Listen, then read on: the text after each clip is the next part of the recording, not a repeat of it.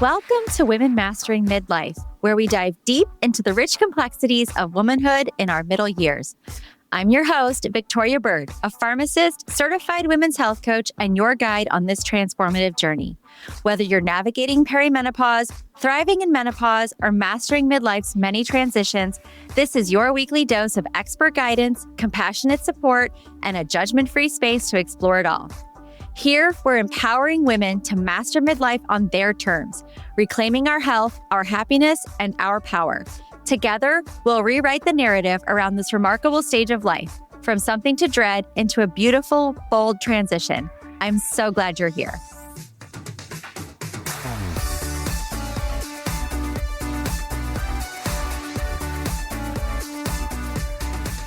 Hi, everybody, and welcome back to another episode of Women Mastering Midlife.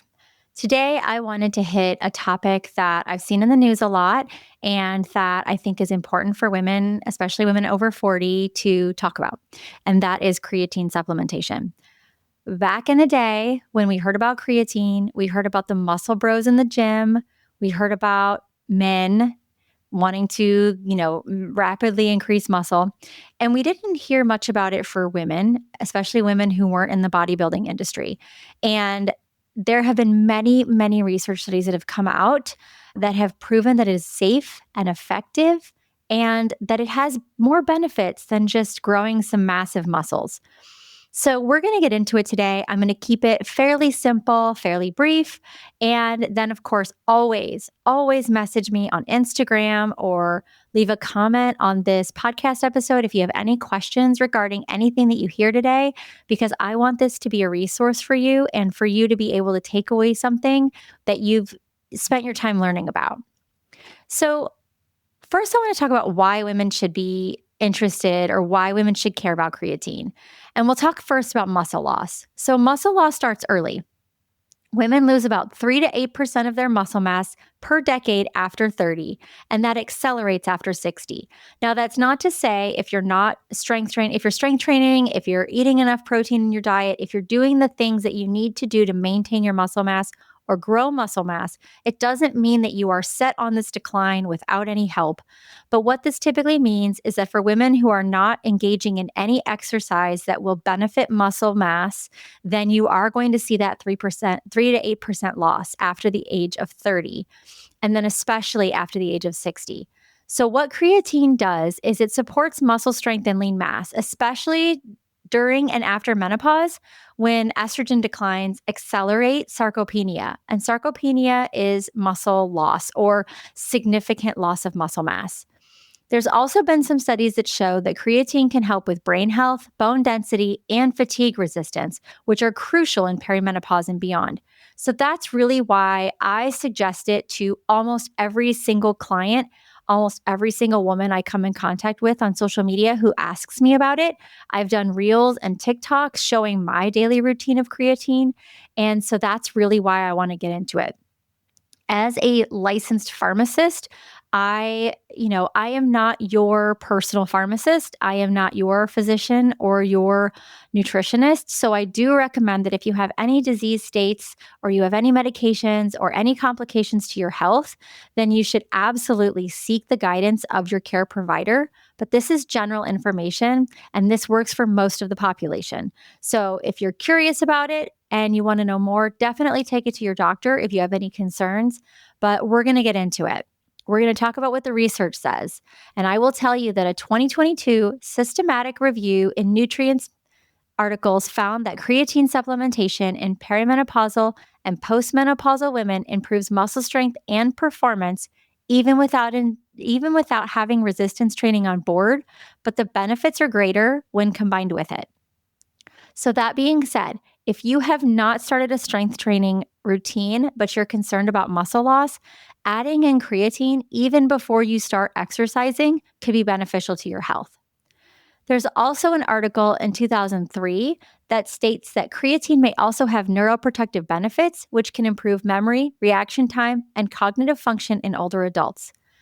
So if you're not doing it for your muscles, it is time to consider maybe doing it for your brain. So a lot of times when we talk about supplements, we talk about safety. And a lot of women want to know, is this safe? And for most women, creatine monohydrate is very well researched and found to be safe.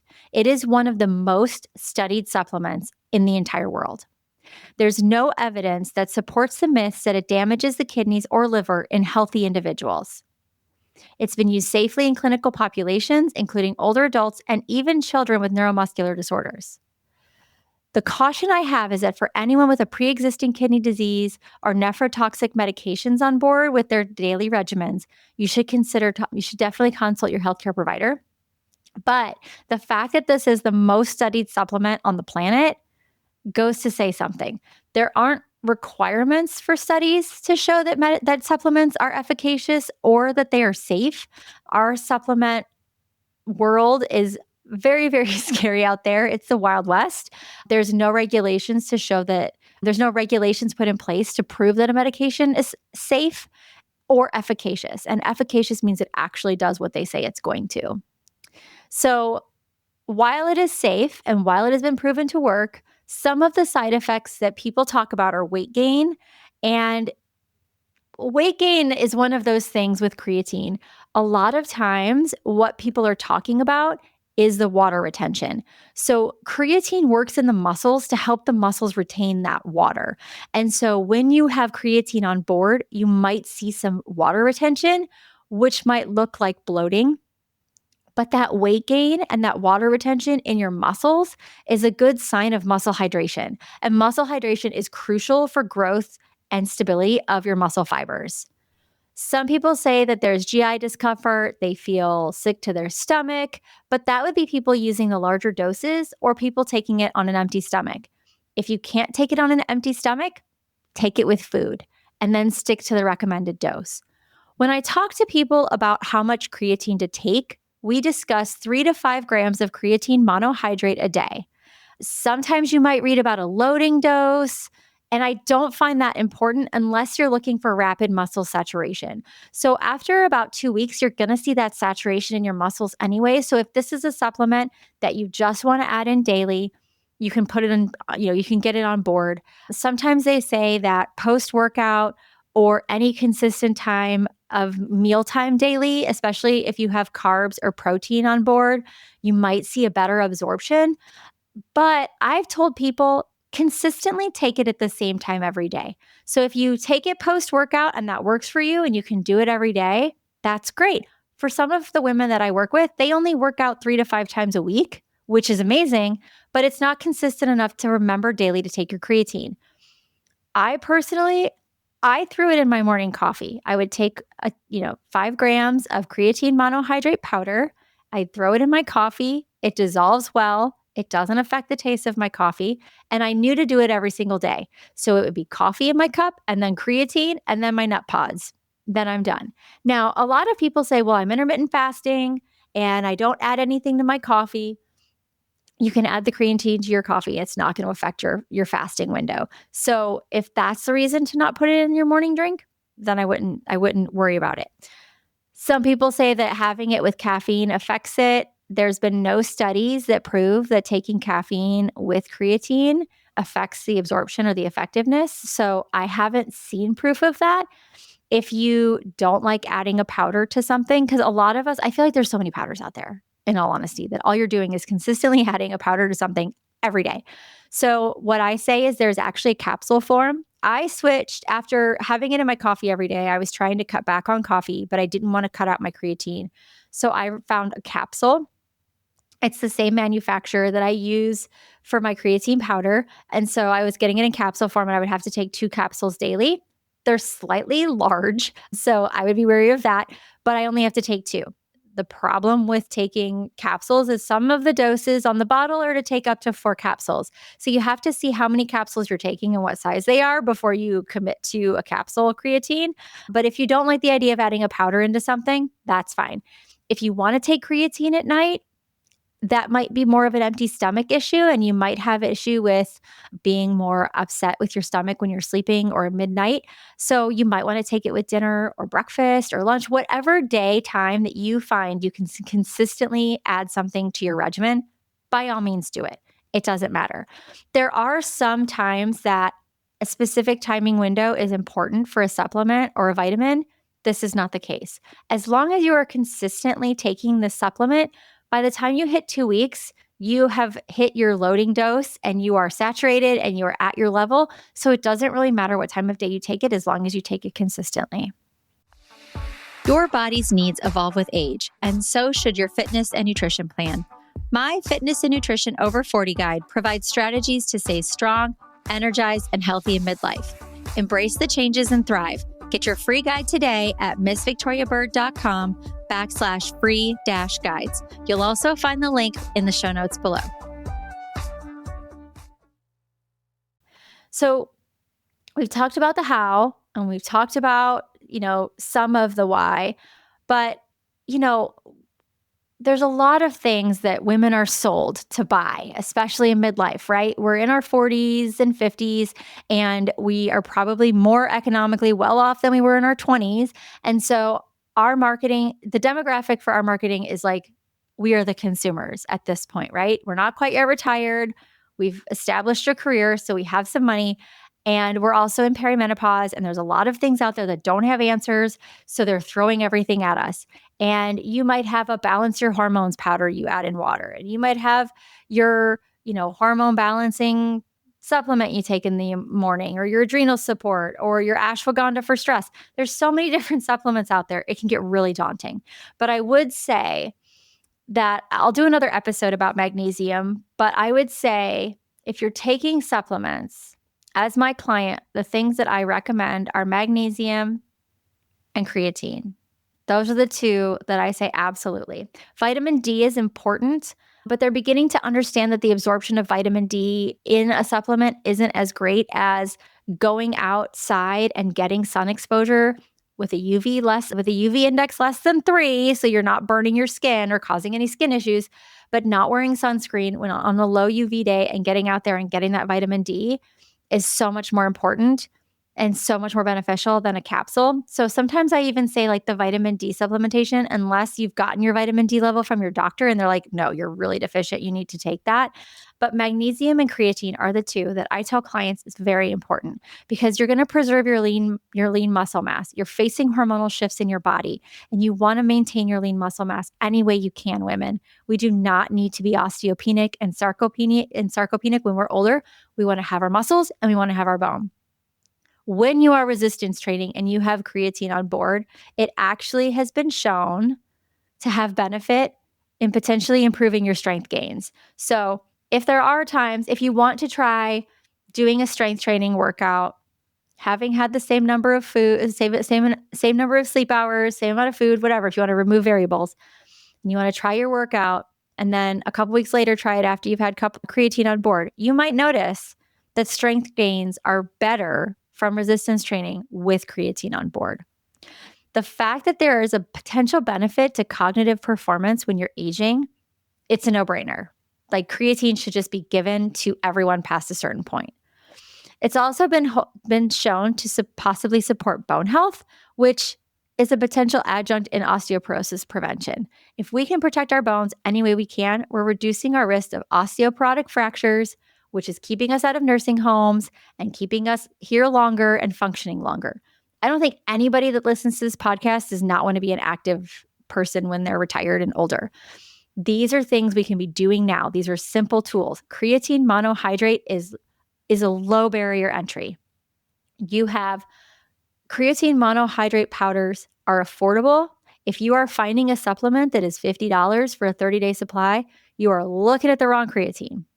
I have a creatine supplement recommendation in my full script counter. If you look at full script, if you want to become a client that has access to my full script dispensary, my full script dispensary, I can get you signed up there where you receive a discount for your supplements.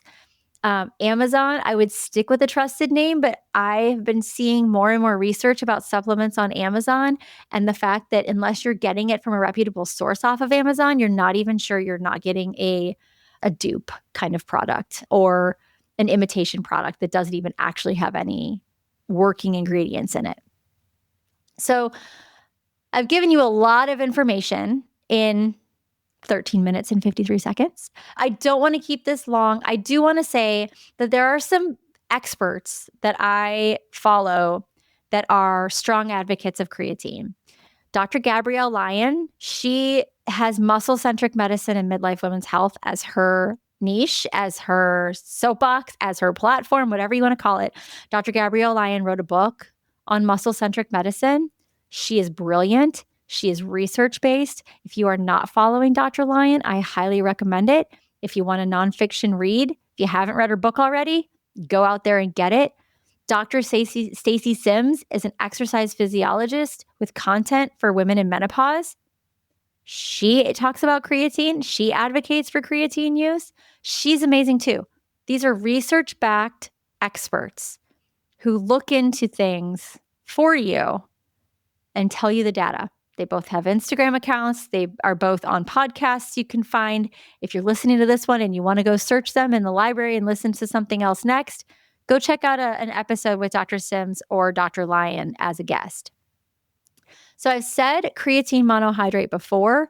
I will say it again. Creatine monohydrate is the gold standard. It is the most research-backed, it's the most affordable, and it's proven to be most effective. So any other form of creatine that you're seeing out there on the market, it's not worth the time, it's not worth the money, and it's not necessary. I like Thorne creatine. I like Optimum Nutrition creatine. Those are two that I like. Thorne is third-party tested, so you know you're getting what you get what you buy. I would go with that. I've also heard Naked creatine is good. I have not tried Naked creatine myself, but Thorne is a supplement brand that I use very regularly for myself, and I suggest it for women who have reached out to me and asked me for reputable brands.